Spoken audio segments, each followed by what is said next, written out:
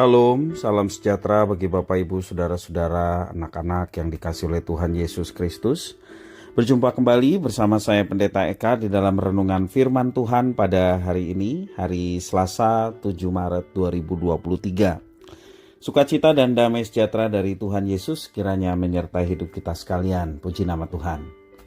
Sampai pada pembacaan firman Tuhan hari ini, yakni kitab Yeskel pasal yang ke-42. Kiranya firman Tuhan memberkati kita sekalian. Baik, sebelum kita akan merenungkan bagian firman Tuhan hari ini, mari kita akan berdoa. Tuhan Allah Bapa di surga, di dalam Yesus Kristus, kami mengucapkan syukur terima kasih buat kasih setia Tuhan, penyertaan, berkat yang sungguh nyata kami alami. Biarlah semua ini menjadikan kami semakin kenal Tuhan, dan kami mau hidup dalam ketaatan firman-Mu. Karena itu kami mau mengisi hati pikiran kami kebenaran firman-Mu, mampukan untuk kami dapat memahaminya, serta menerapkannya dalam hidup kami. Terima kasih Bapa, demi nama Tuhan Yesus, kami sedia untuk belajar firman Tuhan. Haleluya, amin. Yeskel pasal 42 ayat 1-20 saya akan bacakan bagi Bapak Ibu Saudara sekalian. Lalu diiringnya aku ke pelataran luar bagian utara, dan dibawanya aku ke bilik-bilik sebelah utara yang berhadapan dengan lapangan tertutup dan berhadapan dengan bangunan yang di ujung barat. Panjang bangunan bilik-bilik itu di sebelah utara ialah 100 hasta dan lebarnya 50 hasta.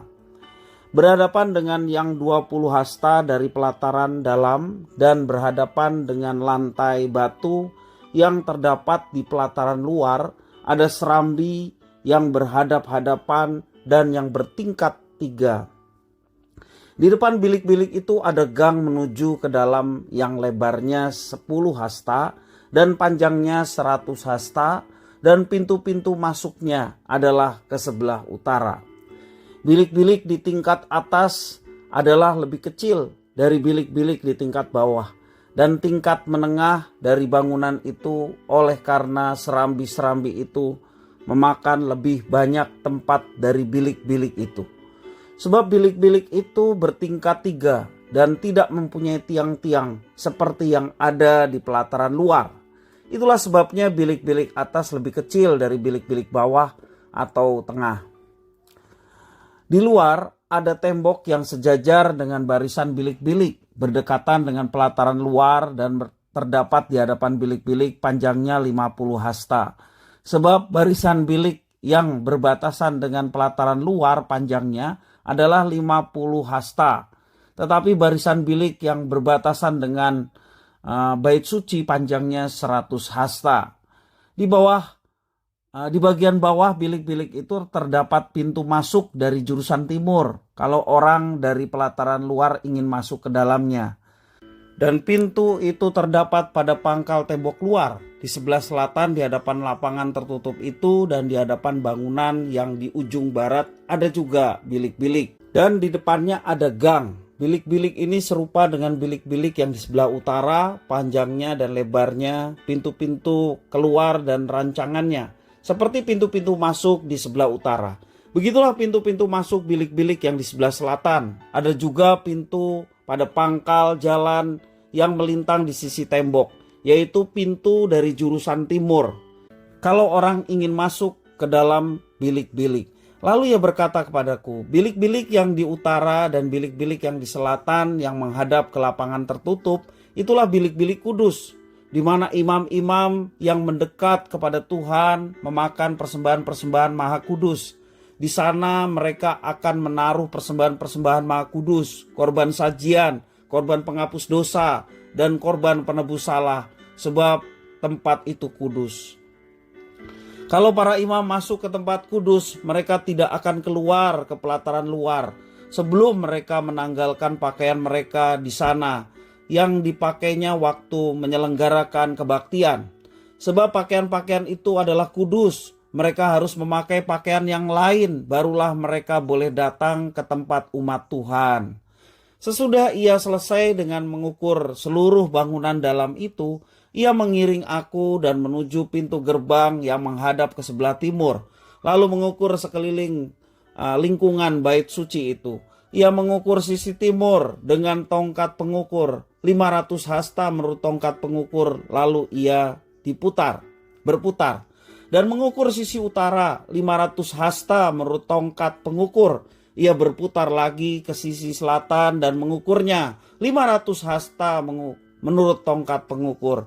Kemudian ia berputar ke sisi barat dan mengukurnya 500 hasta menurut tongkat pengukur.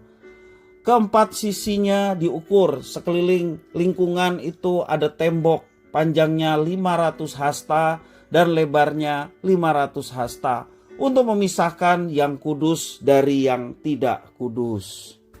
Bapak Ibu saudara-saudara yang dikasihi oleh Tuhan, sekali lagi Yeskiel dibawa ke pelataran luar dan bilik-bilik bagian utara. Bilik-bilik tersebut berhadapan langsung dengan lapangan tertutup dan bangunan yang di ujung barat. Bilik-bilik itu disebut kudus karena dipakai oleh para imam untuk beribadah kepada Tuhan Allah. Selain itu, bilik-bilik tersebut digunakan untuk menaruh segala persembahan Maha Kudus. Itu sebabnya tempat itu dikategorikan sebagai ruang kudus. Ayat yang 13. Dalam bilik itu, para imam harus menanggalkan pakaian upacara mereka saat akan meninggalkan pelataran untuk masuk ke pelataran luar. Seperti dalam laporan-laporan sebelumnya, di sini pun ada jarak yang tegas antara imam dan kaum awam, antara imam dan jemaat, serta antara yang kudus dan yang tidak kudus, bahkan juga dengan yang maha kudus, ruang maha kudus. Selesai mengukur bagian dalam, malaikat membawa Yeskiel ke pintu gerbang timur dan mulai mengukur bait suci dari luar. Itu ayat 15-20. Keempat sisi tembok luar bait suci berbentuk bujur sangkar yang berukuran 500 hasta kali 500 hasta. Ya. Tembok bait suci berfungsi untuk memisahkan yang kudus dan yang tidak kudus. Dengan demikian selesailah pengukuran dan pengamatan seluruh kompleks bait suci. Bapak Ibu saudara-saudara yang dikasihi oleh Tuhan, penglihatan Yeskiel ini sulit diuraikan. Tetapi ada beberapa hal yang bisa kita petik sebagai perenungan kita pada hari ini. Yang pertama, kompleks bait suci menggambarkan milik Tuhan yang harus dipisahkan dari yang tidak kudus. Yang kedua, dari luar ke dalam ada gradasi atau tingkatan kekudusan. Dari yang maha kudus, yang kudus, dan yang tidak kudus. Itu gradasi kekudusan di dalam bait Allah. Bagian luar dipakai untuk jamaah atau kaum awam beribadah kepada Tuhan. Ada pelataran dalam untuk imam-imam yang melayani, dan yang paling dalam adalah ruang maha kudus. Bapak Ibu saudara-saudara yang dikasihi oleh Tuhan, penglihatan Yeskiel mengenai bangunan bait suci serta ukurannya yang simetris mengajarkan kita dua hal. Yang pertama, siapapun tidak boleh sembarangan menghampiri Tuhan Allah, melainkan harus mengikuti ketentuan dan peraturan yang ditetapkannya. Yang ditetapkan Tuhan untuk kita bisa menghampiri tahta Tuhan adalah dengan mengikuti aturan yang ditetapkan oleh imam besar kita, Tuhan Yesus Kristus. Seorang akan berkenan menghampiri Tuhan tak kala dia memiliki iman percaya kepada Tuhan Yesus. Itulah ketetapan yang harus dialami oleh manusia yang ingin menghampiri tahta Tuhan. Tidak bisa seseorang sembarangan untuk datang kepada Tuhan selain melalui Yesus Kristus. Dan yang kedua, siapapun harus menjaga diri dari pencemaran karena dosa. Semua peraturan ini berlaku bukan hanya dalam ibadah, tetapi juga dalam seluruh aspek kehidupan umat Tuhan. Nah Bapak Ibu Saudara-saudara, kita adalah umat perjanjian baru. Dikatakan kitab suci bahwa tubuh orang percaya adalah bait Allah. Artinya tubuh kita adalah tempat kediaman Tuhan. Maka dimanapun kita berada, kita mau menjadikan hidup kita adalah ibadah. Karena Tuhan ada di dalam tubuh kita. Karena itu Bapak Ibu Saudara-saudara yang dikasihi Tuhan, mari dari pembelajaran ini kita yang sudah mendapatkan satu anugerah bisa menghampiri tahta Tuhan melalui imam kita, Yesus Kristus. Demikian juga kita mau menjaga hidup kita dari pencemaran akan dosa. Dan hidup ini kita persembahkan sebagai ibadah yang sejati. Dimanapun kita berada, ketika kita melakukan tindakan yang memuliakan Tuhan, disitulah ada ibadah. Ketika kita menerapkan firman Tuhan, disitulah ibadah kita.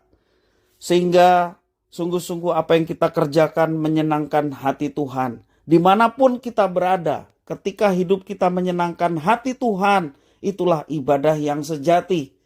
Maka jangan sembarangan kita berkata, jangan sembarangan kita melakukan segala sesuatu. Kita mau tetapkan apa yang kita katakan, apa yang kita kerjakan seturut dengan kehendak Tuhan. Karena itu pentingnya kita belajar firman Tuhan. Karena itu pentingnya kita bertekun dalam ibadah dengan orang-orang percaya yang lainnya. Supaya dari situ kita mendapatkan kekuatan. Dan dimanapun kita berada, kita dapat menerapkan firman Tuhan itu dengan baik. Dan kita meyakini bahwa Roh Kudus yang memampukan kita untuk melaksanakan hidup yang menjadi berkat bagi sesama. Itulah ibadah yang sejati. Kiranya firman Tuhan memberkati kita sekalian. Mari kita berdoa. Tuhan Bapa di surga, terima kasih atas firman-Mu. Mampukan kami untuk menjadi pelaku-pelaku firman. Karena tubuh kami adalah bait suci, tempat kediaman Tuhan. Karena Roh Kudus ada tinggal dalam diri kami. Karena itu Roh Kudus yang memimpin hidup kami untuk kami menjadi pelaku-pelaku firman dan hidup kami jadi berkat bagi orang lain. Terima kasih Bapa, terpujilah nama-Mu. Demi nama Tuhan Yesus Kristus kami berdoa. Haleluya. Amin.